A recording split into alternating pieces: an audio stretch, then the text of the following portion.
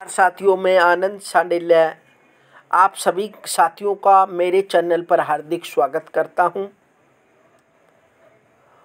और आशा करता हूं कि आपके अपने इष्ट देवता, कुल देवता व माँ भगवती की असीम अनुकंपा आप और आपके परिवार पर इसी प्रकार बनी रहे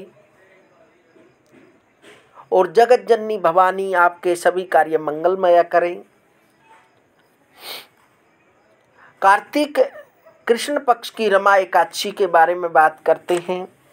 यह व्रत कब रखा जाएगा, इसका पारण कब होगा और एकादशी तिथि कब प्रारंभ होगी और एकादशी तिथि का समाप्ति काल क्या रहेगा और इसमें क्या विशेष पूजा करें और इसमें विशेष क्या सावधानियां बरतें और किस प्रकार अपने इष्ट देवता को इस दिन प्रसन्न करें, क्योंकि यह एक ऐसी एकादशी है यदि इसका विधि विधान से पालन किया जाए, व्रत किया जाए तो माँ भगवती,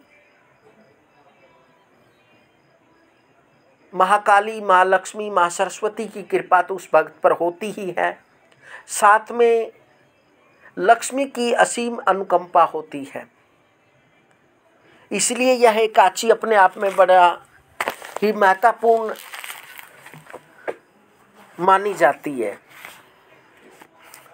जो भक्त श्रद्धा भक्ति से इस व्रत को करता है, उसके जीवन में जो भी उसने जन्म से लेकर या पिछले जन्म में जो भी मन, वाणी, शरीर से पाप किए हैं, इस रमा एकादशी के पुण्य प्रताप से वह दूर हो जाते हैं। यह व्रत कार्तिक कृष्ण पक्ष की एकादशी को किया जाता है। इस दिन भगवान केशव का संपूर्ण वस्तुओं से पूजन, नैवेद्य तथा आरती कर प्रसाद वितरित करके ब्राह्मणों को खिलाए तथा दक्षिणा बांटे। जो मनुष्य इस एकादशी के व्रत को करते हैं उनके समस्त ब्रह्महत्या आदि के पाप नष्ट हो जाते हैं तथा अंत में विष्णु लोक को जाते हैं। इसलिए इस एकादशी का बहुत बड़ा महत्व माना जाता है। और कार्तिक कृष्ण पक्ष की एकादशी, रमा एकादशी के दिन जो भक्त विशेष विष्णु भगवान की, लक्ष्मी की पूजा करता है, उसके घर में अन्न धन की कमी नहीं रहती, उसके भंडार सदैव भरे रहते हैं।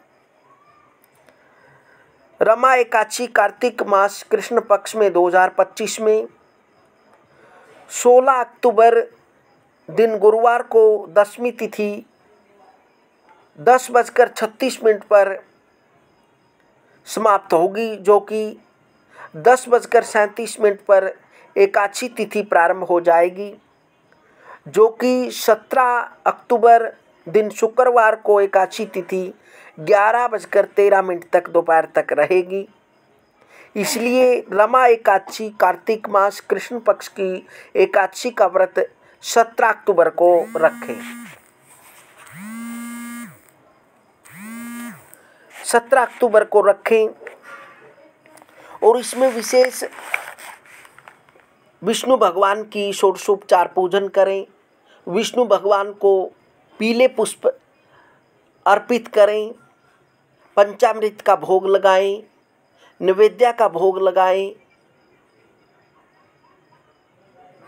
और इस दिन विशेषकर भगवान विष्णु को पीला वस्त्र अवश्य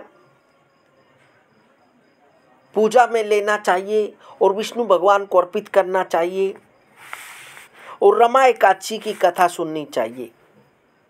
एक समय मुचकुंद नाम का दानी धर्मात्मा राजा राज्य करता था। उसे एकादशी व्रत का पूरा विश्वास था। इससे वह प्रत्येक एकादशी को व्रत करता तथा राज्य की प्रजा पर भी यही नियम लागू करता था। उसके चंद्रभागा नाम की एक कन्या थी। वह भी पिता से अधिक इस व्रत पर विश्वास करती थी। उसका विवाह राजा चंद्रसेन के पुत्र शोभन से के साथ हुआ, जो राजा मुचकुंद के साथ ही रहता था। एकादशी के दिन सभी व्यक्तियों ने व्रत किया। शोभन ने भी व्रत किया, किंतु अत्यंत कमजोर होने से भूख से व्याकुल हो वह मृत्यु को प्राप्त हो गया। इससे राजा रानी और पुत्र अत्यंत दुखी हुए। शोभन को व्रत के प्रभाव से मंद्रांचल पर्वत पर धन धान्य से युक्त एवं शत्रुओं से रहित एक उत्तम देवनगर में आवास मिला। वहाँ उसकी सेवा में रंभा आदि अप्सराएं तत्पर थी। अचानक एक दिन राजा मुचकुंद मद्रांचल पर टहलते हुए पहुंचा तो वहां पर उसने अपने दामाद को देखा और घर आकर सब वृतांत अपनी पुत्री से बताया। पुत्री भी समाचार पाकर पति के पास चली गई तथा दोनों सुख से वही पर्वत पर रंभा आदि अप्सराओं से सेवित निवास करने लगे। और इसी दिन गोवत्स द्वादशी भी है।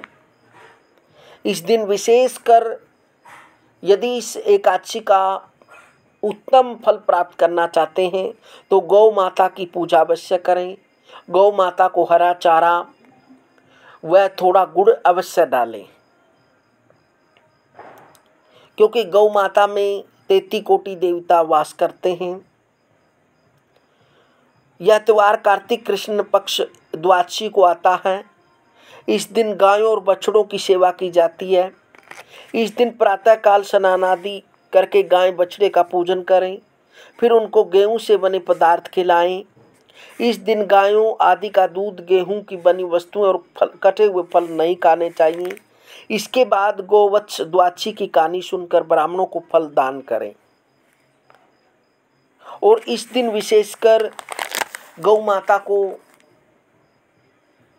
गेहूं को